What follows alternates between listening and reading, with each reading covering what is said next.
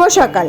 আজকে সকালের শুরুটা একটু অন্যরকম করে। আজকে যেহেতু বাবাদের ছাদ ঢালাই, সেখানে ছোটো মা বম্মা সবাই সকাল সকাল আমাদের বাড়িতে চলে এসেছে, কারণ আজকে দুপুরের সেবাটা ওরা এখানেই নেবে। আর আমি যেহেতু বাড়ি চলে যাবো, সেখানে ওরা রাগ করেছে। বমাকে বলছি বমা তাকাও, বমা বলছে না তুই চলে যাবে, আমি রাগ করেছি আমি তাকাবো না।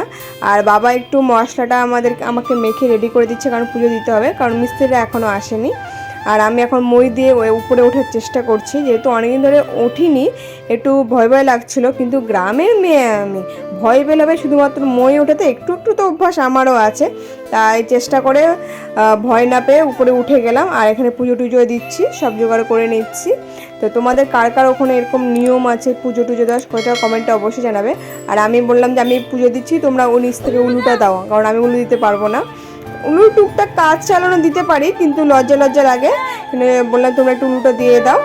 আর বাড়ির আশেপাশে যেগুলো মন্দির আছে সেদিকে ঠাকুরগুলোকে একটু স্মরণ করে নিলাম।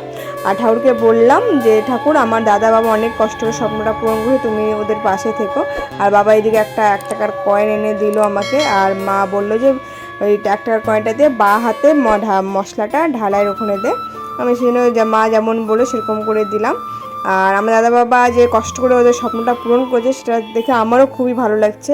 কিন্তু এখন বাড়ি যাওয়ার পালা, তাই বাড়ি যাওয়ার আগে ঠাকুর ঘরে ভালো করে মাকে প্রণাম করে আমি এখন যাচ্ছি। আর বাবা এদিকে আমাকে এগিয়ে দিচ্ছে, মা বললো পৌঁছে ফোন করে দিস। আর বাবা যেতে বাবাদের বাগানে দেখছি যে লেবু গাছে লেবু ধরে আছে কিনা। বাবার বাড়ি আসা মানে হচ্ছে খালি ব্যাগে আসা আর ভরা ব্যাগে বাড়িতে ফিরে যাওয়া।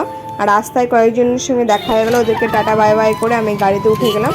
আর সত্যি আজকে প্রচণ্ড গরম, আর তাই আজকে এতটুকুই, টাটা বাই বাই, সবাই ভালো থেকো।